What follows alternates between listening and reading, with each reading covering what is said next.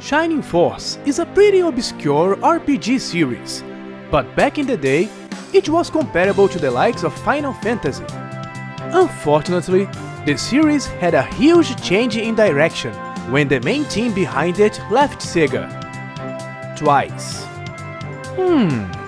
I wonder what happened to those developers. I bet they are making some epic RPGs right now.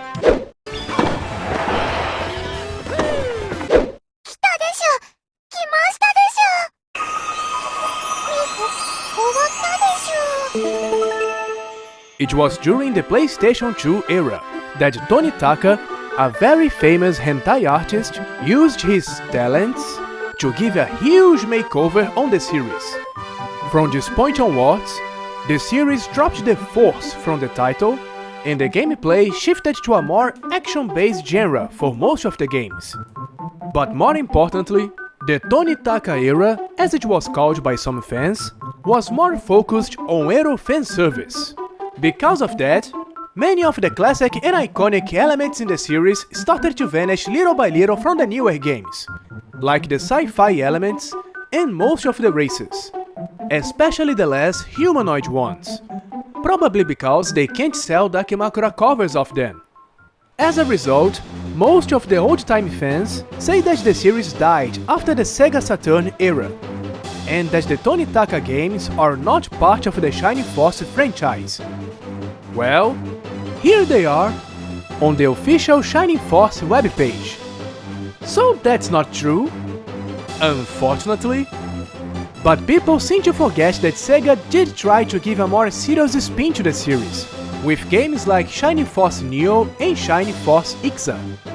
While Ixa had a more contemporary visual style, both tried to be a return to a more traditional formula for the series. Unfortunately, both got average receptions at best. However, Sega still has a lot of respect for Ixa, and even chose its characters to represent the series in Project Cross Zone, instead of choosing anyone from the newer Tonitaka games, even though every single one of those games made much more money than Ixa ever did. Yes, even Shining Heart. But enough of that! It's time to talk about Sega's last attempt at making a more serious and traditional Shining Force game, Shining Force Feather. This game takes place in the same universe as Shining Force Ixa, and it serves as a sequel of sorts. It was released only in Japan in 2009 for the Nintendo DS, and it was developed by Flight Plan. Hey, remember those guys? They are the original creators of the Summon Night series. I wonder what happened to them.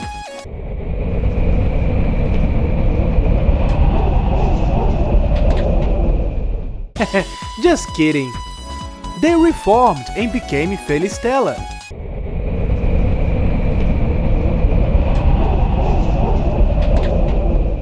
Paco, the character designer from Ixa, returns to work on this title together with Ito Noji. Just like Tonitaka, she once worked on a bunch of eroges too, but she's much more famous for her work on the Suzumiya Haruhi series.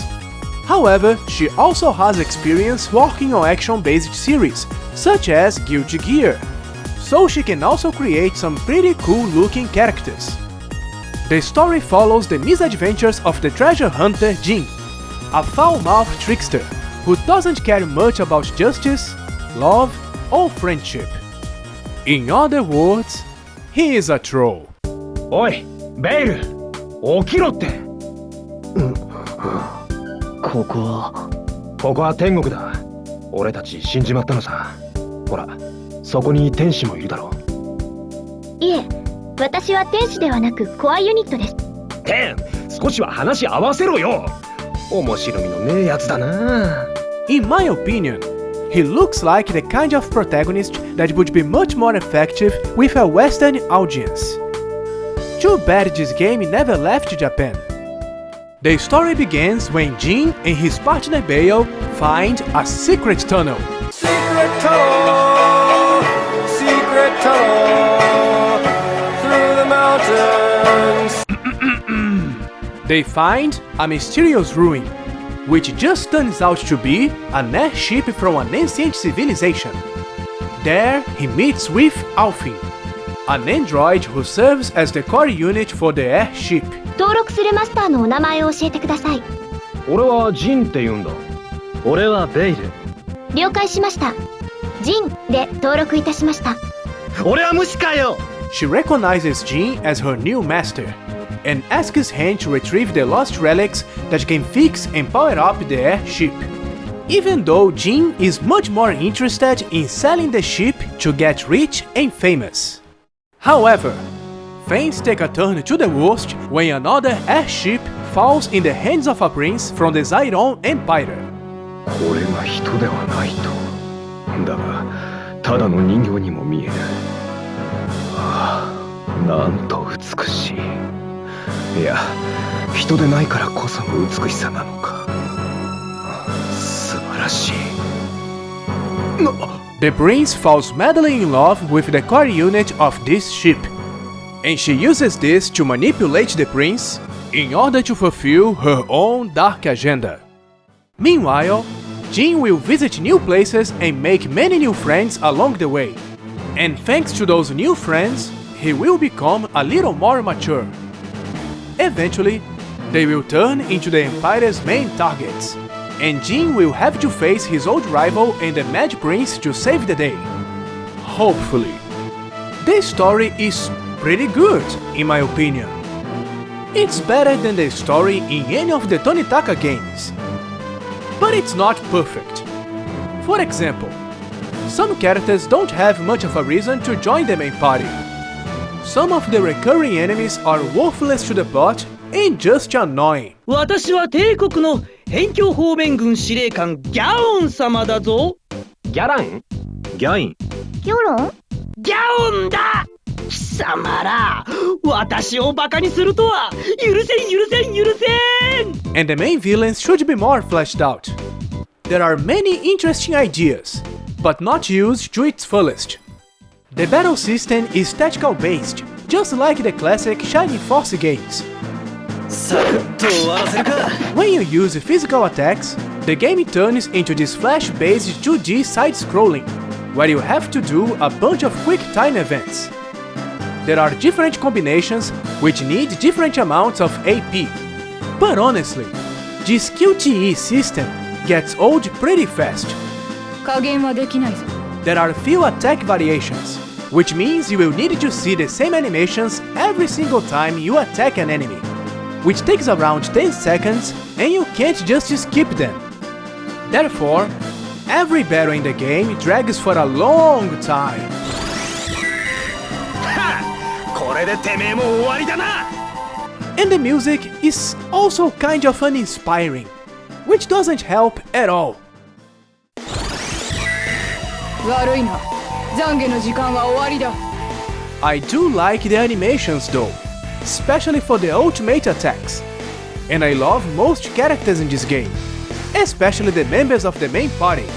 They are very charismatic and have interesting backstories. They all have unique visuals and personalities, and each one represents a different race or social class, thus expanding the world setting, which I also love. Without mentioning the many interesting dynamics between the main characters, especially between Jin and Grisaria, which by the way is my OTP in this game. ほら、前に言っただろ。美人で胸の大きな魔族女。こいつのことだよ。そんな美人だなんて。 It's worth mentioning that most of the main events are fully voiced, which is really rare for a Nintendo DS game. And the sound quality is not half bad, all things considered. こいつ柔らかいぞ。おいおい、いきなりむやみに触るなって。 The cast is composed of high-level voice actors, which gives even more charm and personality to those characters. Since this game is not available on the eShop and imports are pretty expensive, the best solution would be emulation.